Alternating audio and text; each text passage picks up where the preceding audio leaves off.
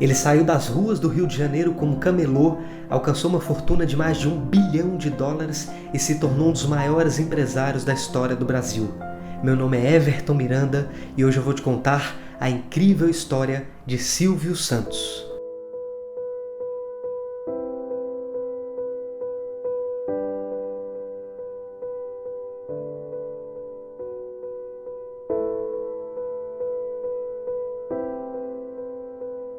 Silvio Santos nasceu no bairro da Lapa, no Rio de Janeiro, no dia 12 de dezembro de 1930, mas ele não nasceu com esse nome. Ele fez essa mudança muitos anos depois porque gostava do nome Silvio e, além disso, dizia que todo santo ajuda, por isso colocou vários no seu nome.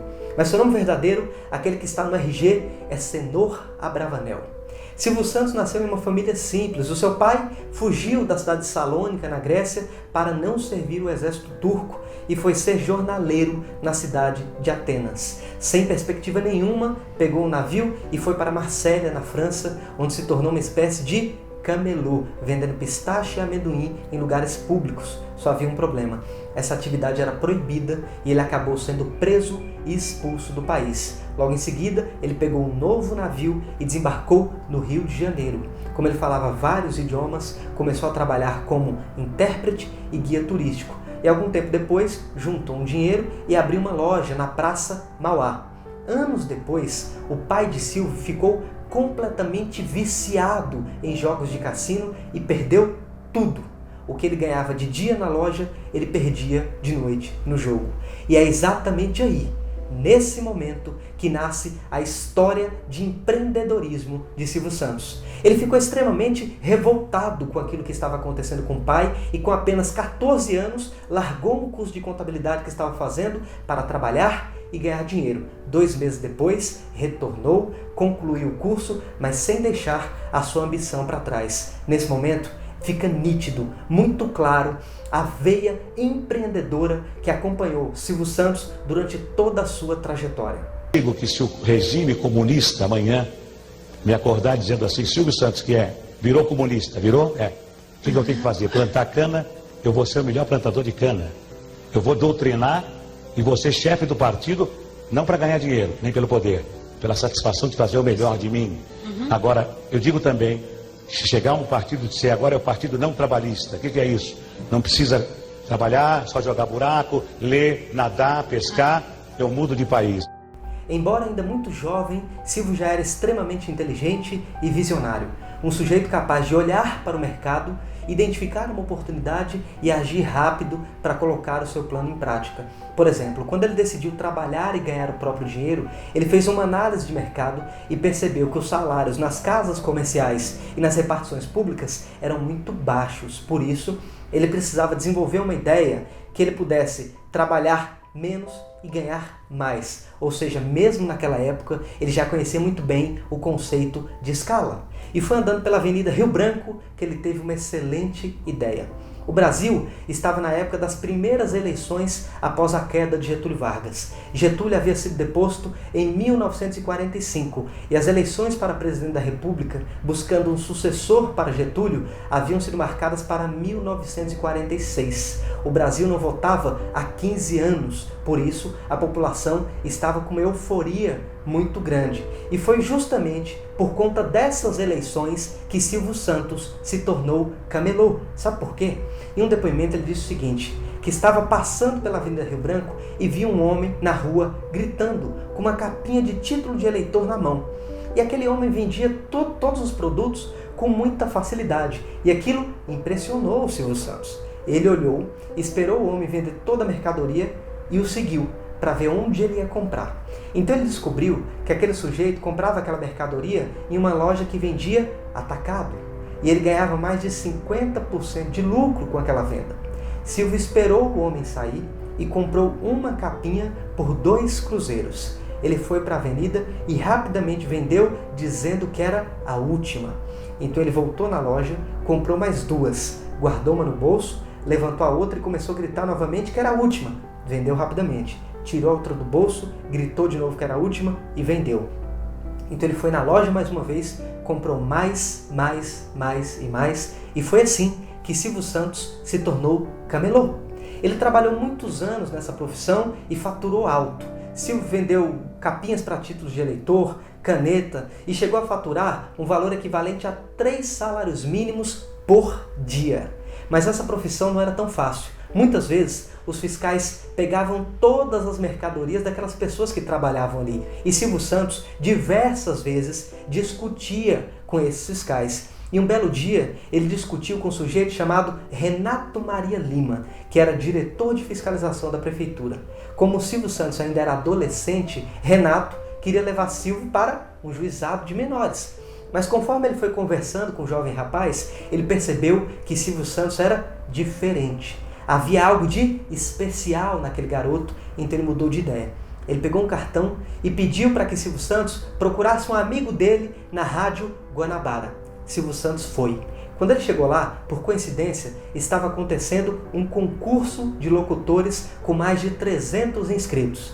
Dentre eles, um rapaz chamado Chico Anísio e um outro chamado José Vasconcelos.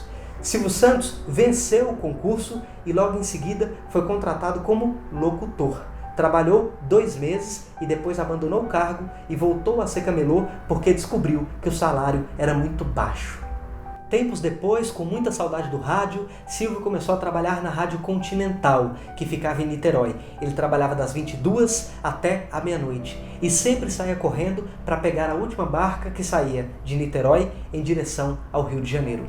Em uma dessas viagens, Silvio percebeu que podia ganhar bastante dinheiro animando o trajeto, que era muito quieto. Bastava ele colocar algumas caixas de som dentro das barcas, mas ele não tinha dinheiro para isso. Então ele foi até uma loja de eletrodomésticos e conseguiu os equipamentos de som em troca de publicidade. Em pouco tempo, Silvio já estava trabalhando como corretor de serviços de alto-falantes e naquele exato momento o espírito de camelô morreu e nasceu um outro muito mais forte em seu lugar, o espírito de empreendedor. Silvio Santos queria ter o seu próprio negócio. Sem dúvida nenhuma, uma das principais empresas que concretizaram a imagem de Silvio Santos como um grande empresário foi o Baú da Felicidade. O projeto que ele conseguiu junto ao Manuel de Nóbrega, o pai do Carlos Alberto de Nóbrega, da Praça é Nossa, que mudou a vida dele. Diga-se de passagem, quando o Silvio viu o Baú pela primeira vez, a empresa ficava dentro de um porão na rua Líbero Badaró. Silvio Santos pegou a empresa praticamente do zero e transformou ela em uma das marcas mais conhecidas do Brasil. Depois de tudo isso, a entrada de Silvio Santos na televisão, apresentando o programa Vamos Brincar de Forca na TV Paulista no ano de 1961 e a luta de Silvio para conquistar o seu próprio canal de televisão, sem dúvida nenhuma, transformou a vida de Silvio Santos e mudou, fez com que ele pudesse mudar de patamar. Porque o homem brasileiro, desde o faxineiro até o presidente da República, nenhum deles sai de casa dizendo, hoje eu vou errar. Não. Todos saem de casa com a intenção de acertar. Fazem 10 coisas, erram 3 e os jornais e a televisão só encontram os 3 defeitos, não encontram as 7 qualidades. Qual é o ser humano que vai progredir se ele não recebe estímulo? Se ele só recebe cacetada da imprensa, cacetada da televisão. Me faz lembrar a piada do homem que morava numa vila de casas e que era engenheiro eletrônico, falava inglês, era arquiteto, falava francês, falava alemão, era músico, tocava um instrumento, ninguém conhecia ele. Conhece o músico? Não. Conhece o inglês? O que fala inglês? Conhece o... Não. Conhece o careca? O careca, sim, o careca é da casa 23. Quer dizer, outras qualidades do careca, ninguém sabe quem é. E o dia que o governo não quiser mais do Silvio Santos como concessionário, chega perto de mim e fala, não quero mais, eu entrego. Eu não nasci dono de televisão. Eu fui dono de televisão porque os donos de televisão fecharam as portas para mim. E eu então, quando se fecha uma porta, Deus abre uma janela. Fui obrigado a ser dono de televisão, a comprar 50% de ações. Eu não nasci dono de televisão, nasci animador de programas.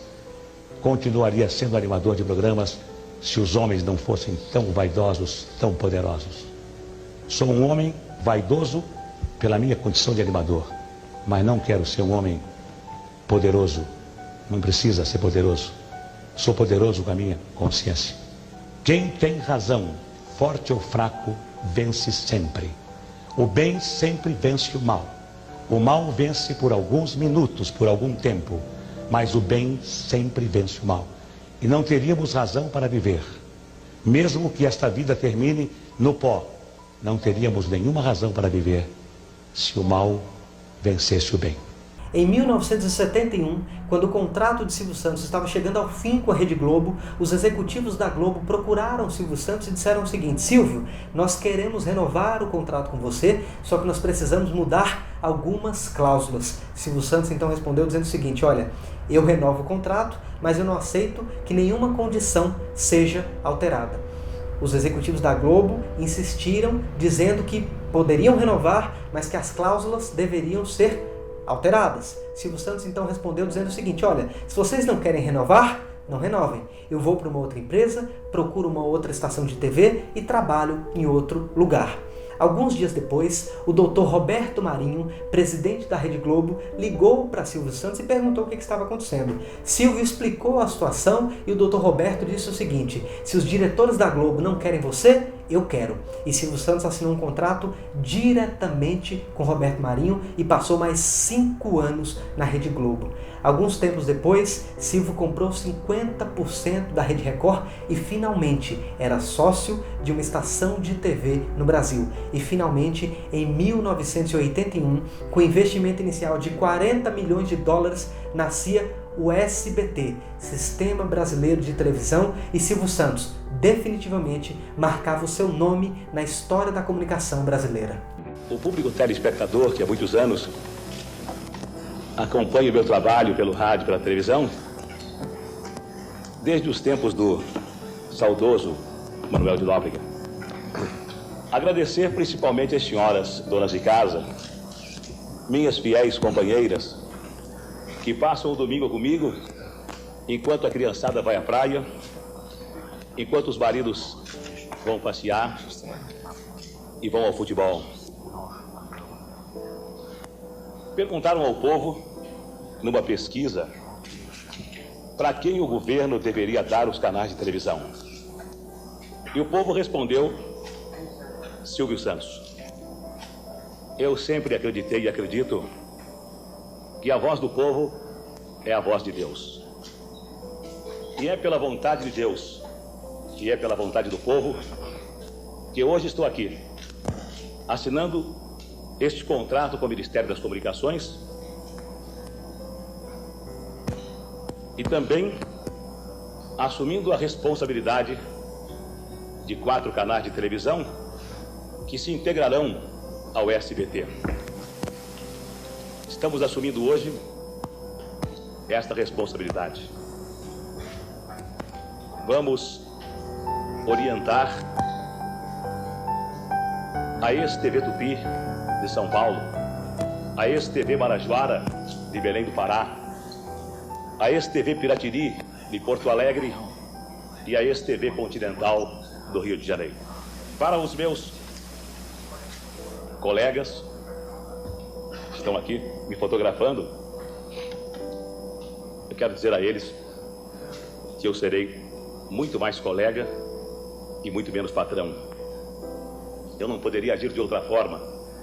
Eu conheço as suas dificuldades, eu conheço os seus ideais, eu sei da vontade que todos têm de trabalhar nesta profissão que é apaixonante, e ela é apaixonante pelas alegrias, pelas surpresas, pelas frustrações, pelas decepções do nosso dia a dia. Mas quem entra nessa profissão nunca mais quer sair. Não vou decepcionar aqueles que me incentivaram, aqueles que me ajudaram, aqueles que me apoiaram. Neste momento, eu acabo de assinar um contrato com o Ministério das Comunicações, como eu já disse, um contrato, e esse contrato foi assinado e nós estamos transmitindo este ato. Nesse momento está no ar a TVS Canal 4 de São Paulo. E muita gente pergunta para mim: ô Silvio Santos, por que TVS? É TV Silvio Santos? Bem, é TV Silvio Santos porque, carinhosamente, os cariocas dizem que é. Não sei se os paulistas também vão chamá-la de TV Silvio Santos, mas não é TV Silvio Santos. É que nós tínhamos os estúdios de televisão fazendo os nossos programas. Meu programa já faz 22 anos que ele está no ar. fazíamos os nossos programas no estúdio, chamado Estúdio Silvio Santos. E quando o governo nos deu um canal de televisão, esse canal ficou sendo a TV dos estúdios. Então, a TV Estúdios. Por esta razão, o nome TVS, Canal 4 de São Paulo, que está no ar. E está no ar, cumprindo a sua finalidade de abrir um novo mercado de trabalho e de oferecer a vocês, telespectadores, uma opção, uma programação variada, repleta de atrações. Bem, parece que a luta terminou. Embora o Mauro Salles tivesse dito para mim agora, Silvio Santos, não terminou, começou. É possível que tenha terminado, é possível que vá começar, mas eu peço a Deus que me dê saúde, eu peço a Deus que me ilumine, que me ajude, e peço a Deus também que abençoe o nosso país e que abençoe este povo admirável, este povo carinhoso que dele vive. A todos vocês, muito obrigado. Ao contrário do que muitas pessoas pensam, Silvio Santos não é apenas um gênio da televisão. Ele é também um empresário muito acima da média. Sem dúvida nenhuma, um dos maiores da história do Brasil. Só para vocês terem uma ideia, ao longo da sua trajetória, Silvio criou uma estrutura circular, ou seja, um modelo de negócios onde todas as empresas estão interligadas. Um negócio vai puxando o outro e assim por diante. Só para você ter uma ideia, eu vou dar alguns exemplos para que isso fique bem claro. Para aproveitar melhor o espaço publicitário dos seus programas de televisão, que naquela época só tinha o Baú da Felicidade como anunciante, Silvio Santos criou uma empresa chamada Silvio Santos Publicidade Limitada. Para aproveitar melhor o Baú da Felicidade, ele começou a sortear casas e criou uma construtora chamada Cisan. Logo em seguida, ele teve a ideia de vender produtos a crédito e criou uma empresa chamada Baú Financeira. Depois, ele começou a sortear carros e criou uma concessionária chamada Vimave. Depois, ele teve tanto dinheiro que comprou um banco, o Banco Pan-Americano, que foi vendido em 2011 por 450 milhões de reais para o BTG Pactual. Você percebe como dentro dessa estrutura, todas as empresas, uma consome da outra? Então esse tipo de modelo de negócio deixa muito claro a visão e a capacidade empreendedora de Silvio Santos. Que não deve preocupar quem quer se meter em qualquer tipo de negócio é não se preocupar com os elogios ou com as críticas. Se você vai entrar em qualquer mercado, não importa que esse mercado tenha um líder e que você nunca possa se aproximar do líder, se você não sonhar alto, se você administrar bem a sua empresa com os pés no chão, não se preocupando nem com o primeiro colocado, nem com o segundo, nem com o último colocado, se você fizer aquilo que a sua intuição manda e usar bom senso, deixando de lado a vaidade, você tem todas as possibilidades de conseguir o seu objetivo. Não tenha dúvida. Só não consegue o objetivo quem sonha demasiado. Só não consegue o objetivo quem pretende dar o passo maior do que a perna. Só não consegue o objetivo quem acredita que as coisas são fáceis. Todas as coisas são difíceis. Todas as coisas têm que ser lutadas. E quando você consegue uma coisa fácil, desconfie, porque ela não é tão fácil quanto parece. Continue trabalhando, continue apostando na sua intuição, continue com os pés no chão e não se importe com o que a sua esposa fala, com o que os seus filhos falam, com o que os seus amigos falam. Se importe com aquilo que você vive o seu dia a dia. Pelo menos foi assim que eu consegui, de camelô a ser banqueiro. Hoje as empresas que compõem o Grupo Silvio Santos são as seguintes: a Cisan, que é o braço do grupo para o mercado imobiliário, o Hotel Jequitimar, que é o grande hotel de Silvio Santos, o Jequiti, que é a maior aposta de Silvio Santos depois do Banco Pan-Americano e uma das empresas mais conhecidas do grupo, o Baú da Felicidade, o Baú de Ouro do Senhor Abravanel, a Liderança Capitalização, que é a dona da famosa Telecena, a TV Alphaville, que é uma empresa que faz a implantação de sistemas de TV a cabo em algumas regiões do Brasil, e SBT, a gigante da televisão brasileira, que é O Grande Amor de Silvio Santos. Hoje, aos 89 anos de idade, Silvio é um dos líderes mais admirados do país. Talvez não haja, no mundo inteiro, um personagem de televisão tão conhecido, tão respeitado e imitado como Silvio é aqui no Brasil. Mas nós não podemos esquecer do empreendedor, que vai muito além desse personagem de televisão. O homem que saiu do nada, numa esquina do Rio de Janeiro, vendendo canetas e se tornou um dos homens mais importantes da história do Brasil. Eu gostaria de encerrar esse vídeo com uma mensagem de Silvio Santos falando sobre um dos principais ingredientes do empreendedorismo, uma palavra mágica chamada atitude. Se você gostar desse vídeo, não se esqueça de se inscrever no nosso canal do YouTube. Um grande abraço e até a próxima.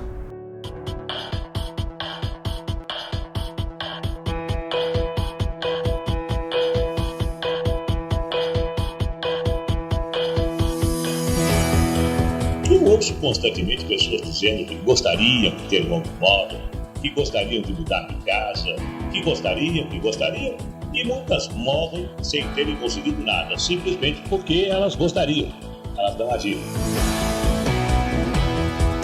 Se nós ficarmos confortavelmente sentados em nossas poltronas, apenas criticando e nos lamentando da situação, sem tomarmos nenhuma atitude e esperando que alguém resolva todos os nossos problemas, nós vamos ficar rodando em círculos e com certeza nada vai melhorar.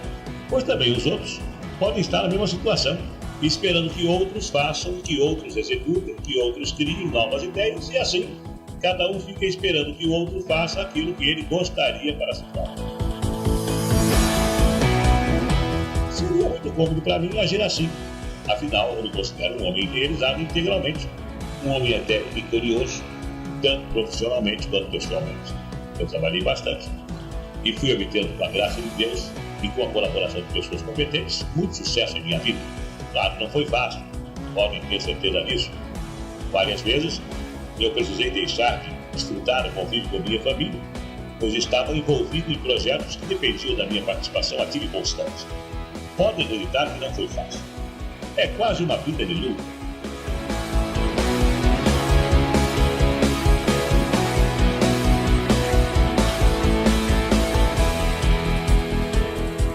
Quantas coisas eu deixei de fazer, quantas horas de lazer eu perdi, em nome do compromisso, em nome da responsabilidade, em nome do dever. E valeu a pena, sabe? Eu não tive medo de correr riscos. Isso hoje me dá muita autoconfiança, porque a experiência da minha vida me mostrou que é possível fazer qualquer coisa desde que nós estejamos dispostos a trabalhar. E porque eu também quero utilizar tudo aquilo que eu sei e partir para a ação. Eu quero começar a agir, eu quero fazer a minha parte. Saber é muito bom, mas agir, acreditem, é muito mais importante.